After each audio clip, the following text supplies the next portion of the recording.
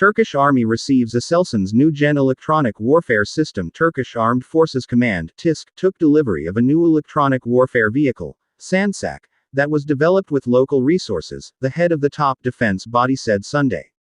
Ismail Demir, chairperson of the Presidency of Defense Industries (SSB), made the related statement via his Twitter account. He also shared a video showing the product developed by Turkish defense giant Aselsan.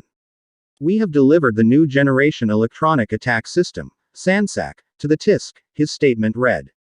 The system's capabilities include high maneuverability, high output power in broadband, jamming in different types and modes, electronic support with broadband receiver, automatic link building and demodulation. Aselsan offers numerous electronic support and electronic attack system solutions consisting of a wide range of advanced technologies. The company system's areas of usage include electronic intelligence, communications intelligence, radar electronic support, communications electronic support, radar electronic attack, communications electronic attack and countering improvised explosive devices.